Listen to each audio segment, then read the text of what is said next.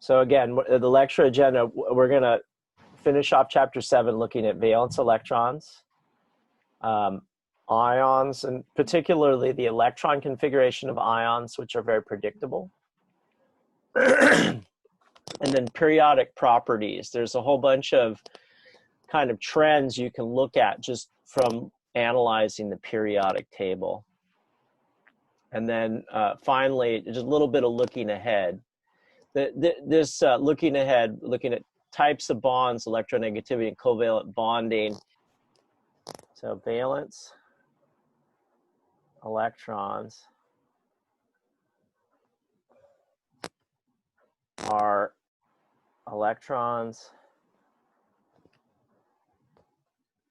that are in the highest, we should say occupied energy level.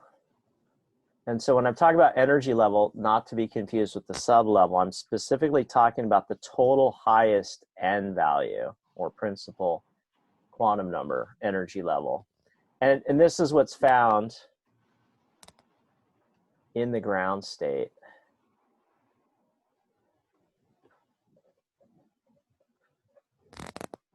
There's kind of a shortcut for this as well. Well, let's do an example first. So sodium is 1s2, 2s2, 2p6, 3s1. What's the highest N here that I see? Anybody? 3s1. Yeah, so I'm just going to say 3 equals the highest. And how many electrons? One electron. Yeah. So sodium has 1 valence electron, right? Actually, we'll see later on. And we wrote this also, by the way, as sodium neon 3s1, right? That the condensed electron configuration separates out for the most part, not entirely. There's some exceptions, but like the intervening D. But in general, the noble gas configuration, the condensed electron configuration, fetters out that valence electron. And we can later on see sodium's given a dot, just a single dot. This is called the Lewis dot. There's kind of a simple way for doing this, especially for main group elements. For main group,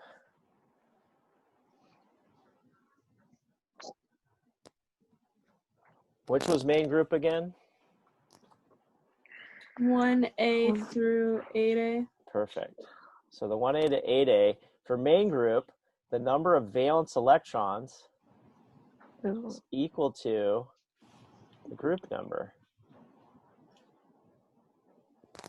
right?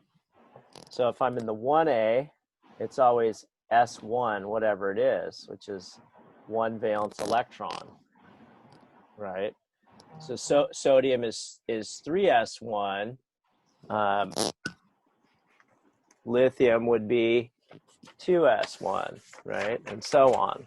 Potassium would be 4s1. For the 2A, it's always S2, or 2 valence electrons. For the 3A, it's always S2P1. Well, maybe we should look at a periodic table briefly for a sec here, just to remind ourselves. These guys, so again, S1S1, 2S1, 3S1, 4S1. The only exception to this, by the way, would be helium, which is 1S2 over in the 8A. But the rest of these would be 2s2 for beryllium, 3s2 for magnesium, so on. When we get to boron, it's 2s2, 2p1. So the 3A are always have 3 valence electrons with an s2p1. The 4A are s2p2 with 4 electrons. 5A, kind of see this pattern going, s2p3, 5. 6A, S2, P4, 6. I guess I'll go over here. The 7A are S2, P5, and then finally the 8A are S2, P6, except helium. All right. And so this also works if I have an intervening d orbital.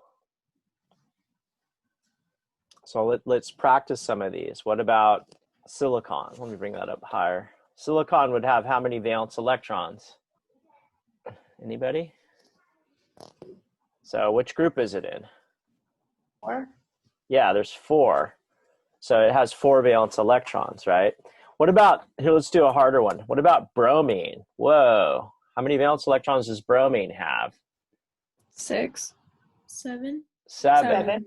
Yeah, so technically if I look at bromine, bromine's kind of weird. Bromine would be argon, 4s2, 3d10, 4p5. And so what happens is, let me get a red pen or something. Blue will work. Once I fill this D group, the D goes and joins the third energy level. The D10 joins the third energy level, and it's ignored. Right? Because bromine is really, if I look at bromine, it's actually 1s2, 2s2, 2p6, 3s2, 3p6. And then the 3d10 joins with the third energy level. 3d10, right? And then I have 4s2, 4p5. So it's still, and this works for, if I'm adding or removing electrons, it's going to do the same kind of thing. That these electrons reactive. That this is now the new core, right? The core electrons were argon. Actually, we should define that too. The valence electrons again are the outermost n electrons, and then this is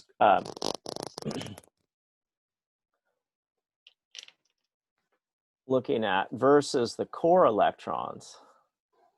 The core electrons are all n electrons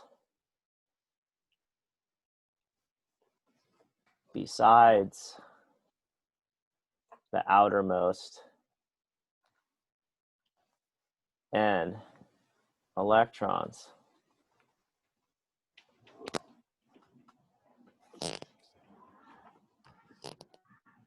The sodium, which was 1s2, 2s2, 2p6, 3s1, there's 10 core electrons, and there's 1 valence electron. And the core electrons are very unreactive, whereas the valence electrons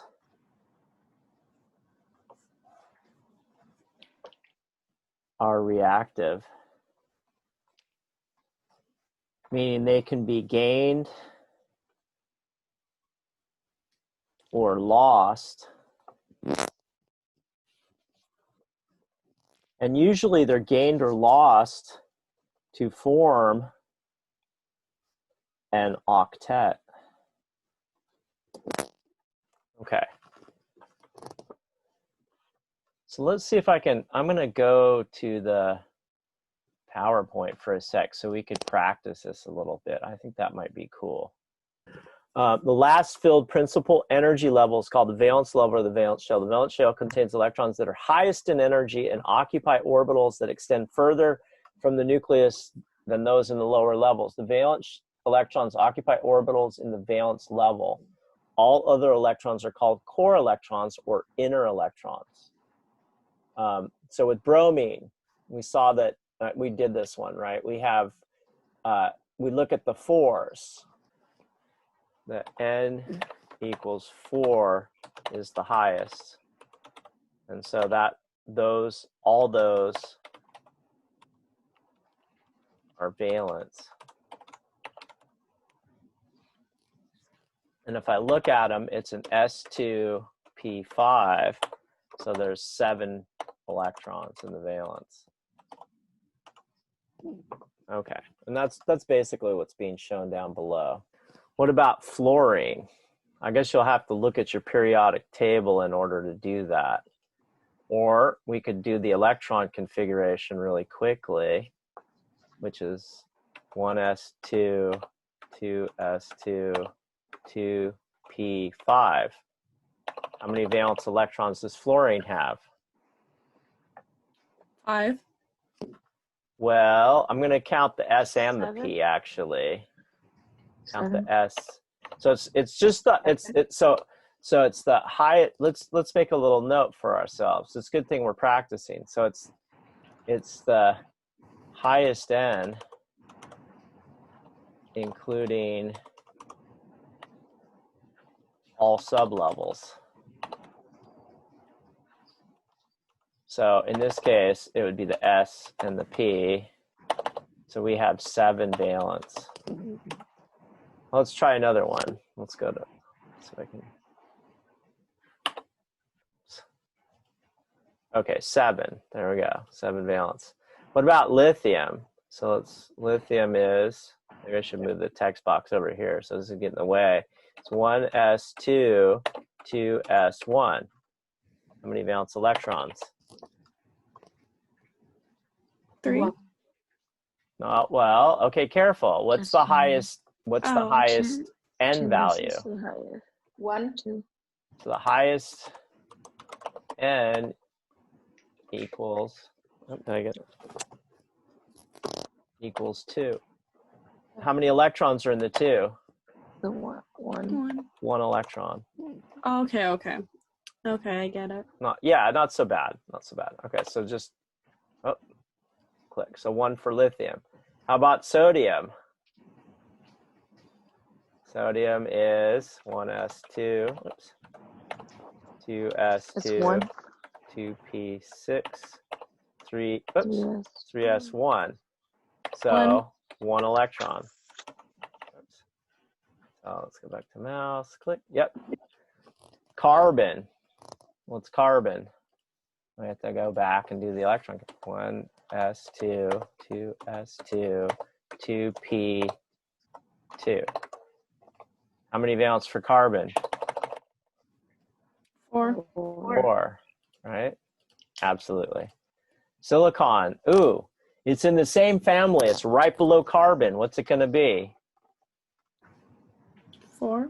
Yeah, it's also 4. So that would be neon. Let me put that in brackets. Brackets, neon. Oops. And 3s2, 3p2. Yeah? That's just one period below. Okay. What else? Is that it? Oh, lead. Ooh, that's a tricky one. What's lead going to be? You guys look at where lead is? Yeah. So lead's kind of complex. That one has a really hard electron configuration. It's the noble gas before lead is xenon. And then what comes after xenon? 6s2. And then I go 5d1, and then I finish the 4f14. So I go 4f14. This is kind of crazy, huh? And then I go back and I finish the 5d. I get 5d10, and then 6p2. So how many valence electrons? What's the highest N? The highest n equals Four. 6. What's that? How many have 6? 2. I have S2 and P2. So that equals 4, right? It's technically 6S2, 6P2. So when lead reacts, it's no mistake. I'm echoing here, sorry. It's no mistake that lead can be 2+, or lead can be 4+, which is removing these outer. So lead 2+ removes the 2p electrons. Lead 4+ removes the 6p2 and the 6s2, right? So that's the deal with lead. Yeah. Okay. So that's figuring out valence electrons. So it still follows that pattern of, lead is in the 4A. All D, E, and F. Let me do another text. These are all 4A, right? So they all have 4 valence electrons. So we just did a complicated look at it, but it's still in the 4A, and so it follows this pattern. Yeah. Okay. So elements in the same group have the same number of valence electrons. That's kind of the take-home message. It's really handy. Valence electrons. So you guys probably have a periodic table in front of you, maybe. How many for magnesium? It's element number 12. 12. Well, it doesn't have, it's element number 12, but it doesn't have 12 valence electrons. How many does it have? So you have to go to, what group is magnesium in? 2A. It's in the 2A. So how many valence electrons then? 2. 2. All right, perfect. Group 2A, 2 valence electrons. What's next? Carbon. What group is it in? 6A. Nope. 4A. Oh, yeah. So it would have 4 Four. valence electrons. Group 4A. Okay. Or 14 is that's the other system. I like the A and B. That's what I've taught throughout the class. What about boron? What group is boron in? Element number 5. 3. It's in the group 3A, so it has 3 valence. 3 valence electrons, an S2P1, right? Carbon's an S2P2. Magnesium's just an S2. Chlorine. Okay, that's element number 17. What group is it in? 7. 7. So how many valence electrons? 7. It's pretty, that's not bad, huh? Mm-mm. Selenium is in, element number 34. What group is that in? 6A. 6A. So therefore, 6. 6. If I put a test question like that, hopefully that would be an easy question. How many valence electrons are in carbon? That would be or selenium or whatever. That would be a pretty, the harder ones, like, well, selenium technically has 4s2, 3d10, 4p, selenium was 4p4, right? So it has that intervening d orbital, but you still, at the end of the day, you just group, it's S2P4. That 3d10 joins the third energy level, right? So it becomes unreactive once it's filled. I have 10 minutes. I think we're doing good. You guys, will someone let me know when I have a minute left? Is that cool? Yeah. Get chatting away. Okay. Oh, mouse. Oh, come on. All right. So there we are. All right. So let's continue. All right. Electron configurations for ions. Let me erase that little thing down there. In atoms, the number of electrons is equal to the number of protons, which is the atomic number. We know that. So like carbon's element number 6. So how many protons does carbon have? Carbon is element 6. So 6 protons. And then how many electrons then? 6 electrons. 6 electrons. All right. For ions, the electrons does not equal the atomic number. So for ions, the number of electrons changes. Either we gain or lose electrons, right? What's the electron configuration for sodium? Sodium is brackets neon, oops, It is. 3s1. It's no surprise that sodium only goes +1. It gets a plus, right? So what does plus mean? What does a plus charge mean? Lost an electron. Yeah, lost 1 electron. Which one am I going to take away? 3s1. Yeah, I'm going to take away the 3s1. So sodium, its electron configuration becomes neon, or sodium plus, excuse me. Let me put the plus there to emphasize. Becomes neon, right? Or if you want, 1s2, yeah, 2s2, 2p6, right?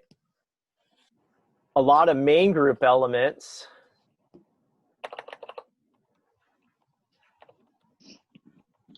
get noble gas configuration as an ion. So there we go. We just remove 1 electron. What about bromine? Gained 1. Yeah, it gained 1. So what would it be? Let's see. So bromine, how many valence electrons does bromine have? So bromine is an S2. Bromine's in the 7A, so it has 7 valence, which is an S2P5. And then what we do is we gain 1. P6. Gain 1 to become, yeah, S2P6. So then bromine just becomes, we just added 1 to it. So it was, before, it was 4s2, 3d10, 4p5. But now it gets to be krypton. It gets this noble gas configuration. What about nitride? So let's try again. For nitride, what's nitrogen? Nitrogen is got 7 electrons. 5A, yeah. 1s2, 2s2, 2p3. And if I gain 3, what am I going to be? Someone said it. I'm sorry, I cut you off probably. Neon. Neon. Yeah, N3 minus equals neon. That's what we'll see, sure. There we go, neon. What about potassium? So potassium was, what was it? It was argon, darn it, 4s1. Oops. Equals potassium. So potassium plus equals, should be pretty easy, huh? Argon. Argon. So you go backwards as well. Yeah, so the metals lose an electron. They go backwards. Maybe we should show that in a second. The metals go backwards to get noble gas. The non-metals as anions gain electrons to become noble gas. That's exactly right. Right? Oh, strontium, element number 38. Look at your periodic table. What happens to it? What's strontium going to do? It's going to lose 2 electrons, so it'll become 36. What will it get?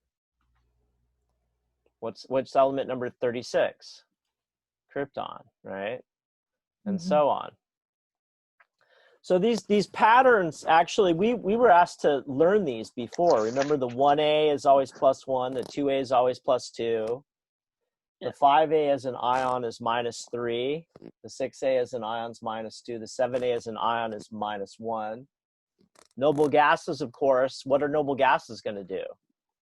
Anybody? Noble gases It's gonna stay the same. It's going to stay the same. It's actually really hard to get a noble gas to react. You have to really coax it into reacting with anything at all. In nature, it doesn't react. So nickel's interesting. Let me actually talk about that because I don't think the PowerPoint does. Actually, nickel's a transition metal. What the heck happened? Aha. That might be different.